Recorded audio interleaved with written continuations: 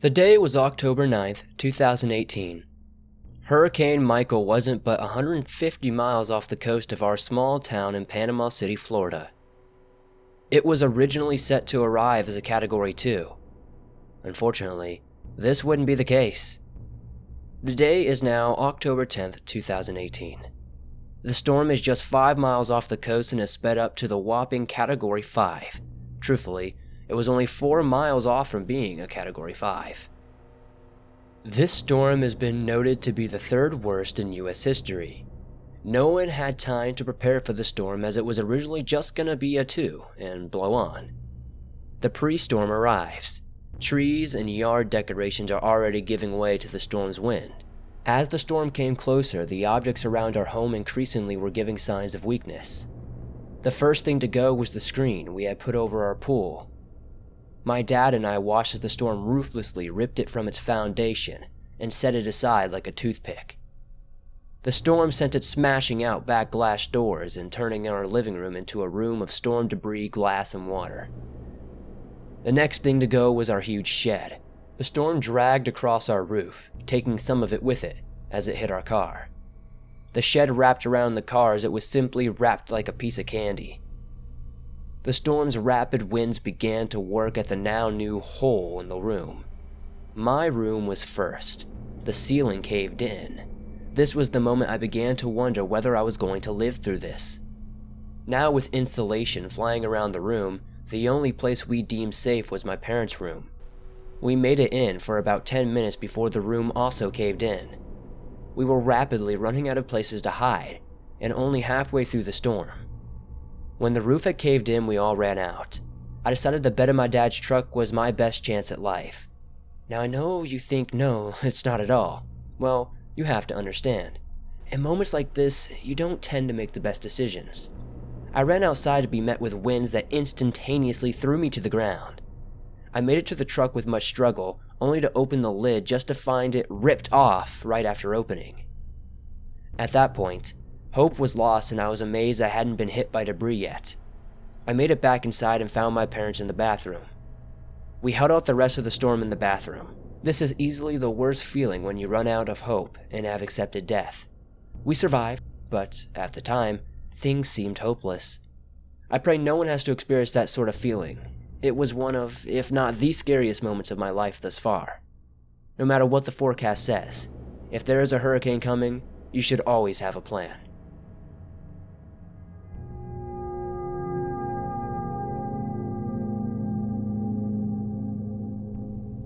Living in Dixie Alley, we get lots of storms. In April 2011, we had already been hammered by tornadoes. We didn't get hit, but poor Alabama got wrecked. It was extremely odd to see paper debris from Alabama falling from the skies in Tennessee. Even canned goods were falling. In October of 2011, we had a tornado and a massive hailstorm. Where I was working at the time, the hail was prominent, but it was only pea-sized. I have never seen so much hail fall for so long. This went on for around 10 minutes. It was a rainstorm of hail, and the wind was picking up. We were all just standing there watching it. It was close to quitting time.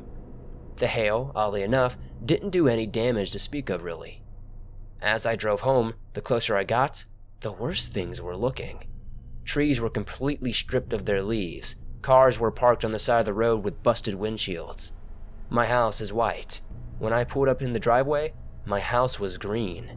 There was not an inch that hadn't been smothered with leaves. Even then, hailstones as big as a chicken egg were all over my front yard and driveway. All the mailboxes had been sucked open, and the mail was laying in the middle of the road. Power lines were down. My power line was ripped loose. The actual hail looked like it was grapefruit-sized and went on just as long as the storm across town.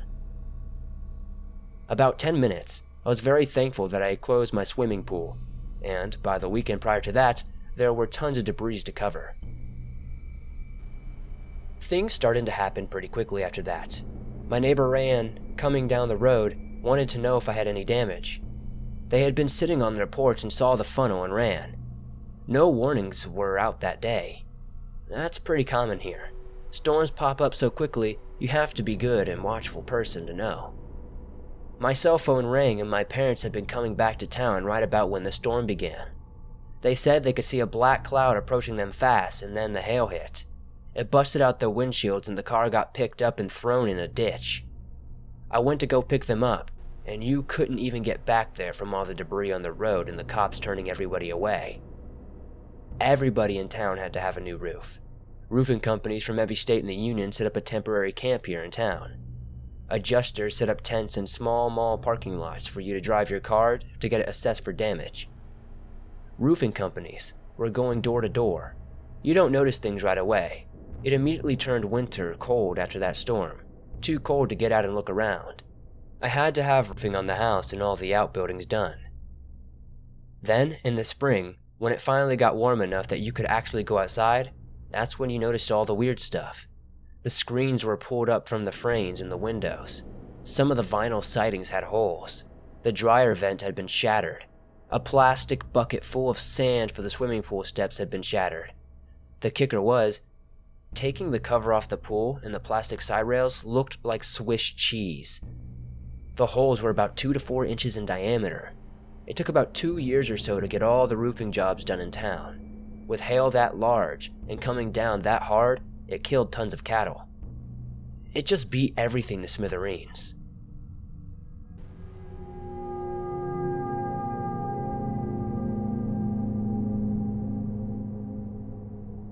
January 4th, 2007.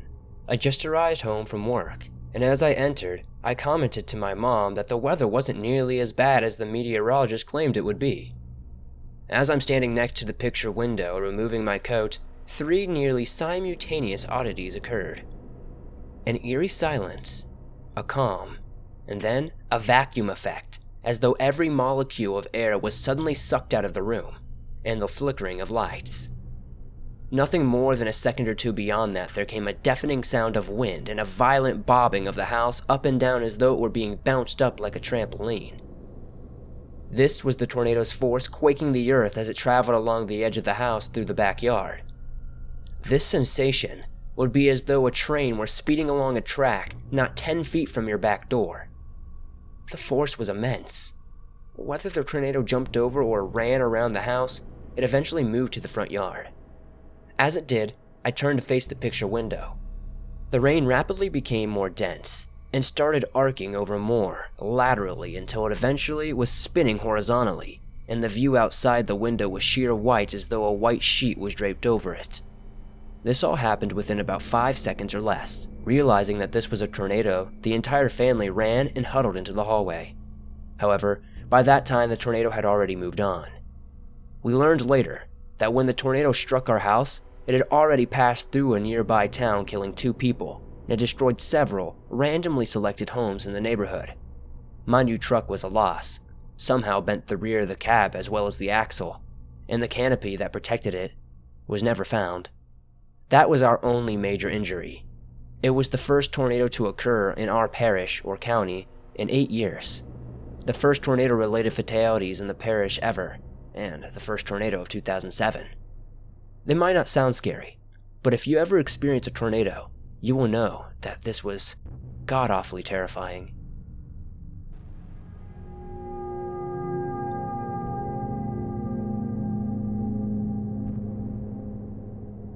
I grew up poor on the Gulf, so we lived through a lot of hurricanes.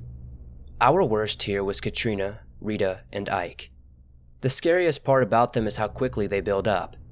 You have only 3 or 4 days of worrying, and then suddenly, at 3 a.m., your parents pull you out of bed and order you to pack because of the mandatory evacuation. So, that is always the first oh hell moment, scrambling into a cramped car in the dead of night, with just your vital documents, and as much food and emergency supplies as you can fit, not knowing what will happen. The second oh hell moment is evacuating. Even at 3 a.m., millions of people are leaving, and that's millions of cars backed up on every single road. You can't waste gas on air conditioning, so it's boiling hot and cramped in the dead of Texas summer. You'd move maybe about 10 feet in an hour. The roads were so clogged that I remember people getting out of their cars and playing frisbee on the interstate. If you're close to the hurricane, it's even more terrifying. It sounds like the sky is getting ripped open. We were lucky to have a family to stay with, but that doesn't stop the destruction. I remember watching CNN when Ike made landfall, realizing the flooded area and collapsed buildings looked familiar, and asking my mom, Wait, isn't that our neighborhood? You never want to see your house on CNN. The third oh hell moment was coming back. It always looks like a post-apocalyptic movie. Houses ripped apart, streets flooded, trees torn out of the ground, or splitting open buildings. Most of the dead are in their houses, but sometimes the bodies were washed into the rivers and streets. By the way, graves flow upwards in floods. The cemeteries were always torn apart, with caskets and corpses thrown everywhere, and rotting in the wet sun. After Rita, because there were too many poor people to evacuate, we lived at the same home for a short while. No electricity besides the generator, no running water, no emergency services, living off MREs and boiled street water.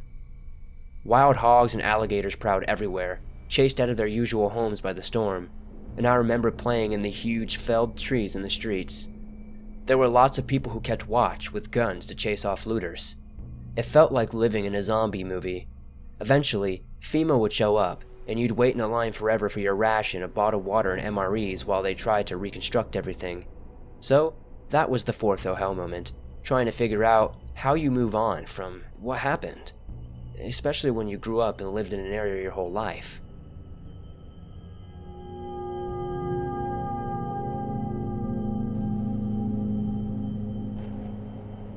I live in Joplin. When the EF5 came through in 2011, I was at work. It was almost closing time, and I was outside smoking a cigarette because the store was dead. I noticed incredibly low clouds, almost as if I could reach up and touch them, and saw the sky change colors from the overcast gray to a sort of hazy green or yellow. I finished my cigarette, went inside, and looked at the radar. It was gnarly. I heard sirens. I'd heard them a million times before and always ignored them. I did the same here, though I suspected a tornado was imminent based largely on old wives' tales about the green skies. I texted my wife to tell her that a tornado was possible and to be safe. She asked me when and where. I told her that's not the kind of thing I could guess at. That's the last time we spoke for several hours. I got a call from a coworker telling me he was going to chase a tornado. I told him to be safe and called him an idiot, and started to get ready to lock up. We were supposed to close at 6, but it was a sales job with bad weather on graduation day, and only like 3 customers all day. I didn't figure locking up early would be a problem. The rain had already started at this point. Soft at first, but picking up quickly. I tidied up, did some paperwork, and went to lock the door. The front of the store is all glass, and when I looked out, I could see debris on the ground basically crossing the street just to my south. It looked like dirt and rocks, maybe some scrap wood. Stuff was definitely flying. I knew right then what was happening, though not exactly how bad it was about to get. Someone pulled into the parking lot, presumably seeking shelter. I tried to open the door to let them in, but couldn't push it open. I'm about 6 foot, and at the time weighed probably 280 pounds or so, and I couldn't physically move the door. That's when I knew exactly how bad it was about to get. The windows started to shake, almost bowing. I backed away quickly and watched as it hit me that this was now a life or death situation. I had worked in TV news before and knew just how dangerous this stuff can be. I went to lock myself in my boss's office, but he'd locked the door for the weekend. Before I could turn to head to another room, the roof was gone. Holy crap, this is happening. I don't know why, but I thought the safest thing to do would be to squeeze myself as much into the door frame of my boss's office as I could. That's what I did. Something flew through the store and hit me in the back. It hit me so hard I spun all the way around, on the ground, and landed on my stomach. I put my right hand and arm over the back of my head. I pulled my phone out of my pocket with the left hand and tried to frantically call everyone I could. I tried to call 911 as if firefighters could show up and stop what was happening. I tried to call my family to tell them I needed help ASAP. I tried calling my wife to tell her I loved her. I just knew I was going to die, and I needed to tell her that I loved her before it happened. Nothing. Cell signal was gone. so I laid there trying to protect my phone in case I survived so I could get help. I waited to die. That's the most messed up thing I've ever experienced. The next seconds are a blur. I heard everything but saw nothing. I kept my face buried. After what felt like hours, it just kind of all stopped. The rain tapered to a sprinkle. What felt like hail, but definitely could have been debris falling, stopped. I just laid there. I honestly wasn't sure if I had died or not. Then I heard the screaming. It came from all different directions. People screaming for help. For some reason, that told me it was okay to get up. I stood up and looked around, and there was a van in the middle of what used to be a pizza place next door. I think it had been thrown from the academy across the street. It hadn't been there before. I was the only person in my store, and everyone in the pizza place seemed okay. The other screams were too far away, so I just ran. A car drove by, and I flagged it down. It was a couple from California. They were only in town for a graduation and had never seen anything like this. I was covered in blood, with open wounds all over my head, neck, and arms. I could hear the wife tell the husband to leave me and that they needed to save themselves. But he said, "He's hurt, we can't just leave him." Thanks, dude. I got in the back seat with their kids. They were very young and very scared. The bloody, bruised stranger sitting next to them only made that worse. I had to coach the couple a little bit about not driving over power lines and how to use a defrost for the windshield. Seriously, the wife was just wiping the condensation with a towel. And it would be just coming right back. They were panicking just like I was. It was chaos. The husband asked me where I needed to go. I said, "I'll go wherever, just get me away from here." So they took me to the Motel 6 they were staying at. When we got there, there were a bunch of people standing around. The motel luckily hadn't been hit, so everyone there was safe for the most part. They were just watching the show. The never-ending parade of emergency vehicles flooding into the city. Hundreds, it seemed, in the couple of hours I sat there. The people at the motel saw me and flew into action. One woman busted out a first aid kit, another guy was grabbing me towels to dry off. My favorite person that afternoon gave me a few cigarettes because mine were ruined after being in my pocket after all of this. After they got me settled and calmed down, the woman who was doctoring me up asked me how bad it was. I remember exactly what I said to her. "It's gone." "What's gone?" she said. "All of it. Everything. For miles. I could see the hospital. It's on fire." I'll never forget the look in her eyes when I said that. The hospital was a few miles from my store. I couldn't see the building itself, but I could see the fire. I knew exactly what it was from. It takes a big building to shoot flames that high. Some of you may remember this storm knocked the gigantic building off of its foundation. After I sucked down a cigarette, I tried calling again. Nothing. My phone was waterlogged too. I just set it down and went back outside. I figured I'd eventually walk home if I had to, but I wasn't doing it until I was certain the storms had passed and I wouldn't be in any rescuer's way. Eventually, that same woman came outside holding my phone. "Whose phone is this?" It was ringing. The one phone call had left in it. I thanked her, took it and answered it. It was my mom. Are you okay?" she said. "Yeah, I'm okay. Are you guys okay?" "Yeah." "Is my wife okay? Have you talked to her?" "Yeah, everybody's fine." "Is your house still there? Is my house still there?" "Yeah, everything's okay. It didn't really come out here. Where are you?"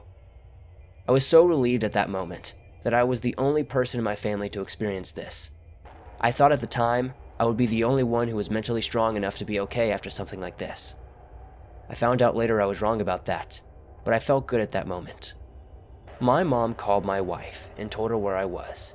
She and her parents came to get me. A couple of hours later, they got through the traffic and showed up. She took me home and spent an hour or so pulling the glass out of my scalp and picking out pieces of asphalt and gravel that had been embedded in my ears and neck. My boss was out of town and didn't believe a tornado had hit. When he found out it was true, he immediately tried to get to me. His wife eventually found my wife on Facebook and we were able to speak. He was incredible through everything. The next few days were filled with very little sleep and crippling fear.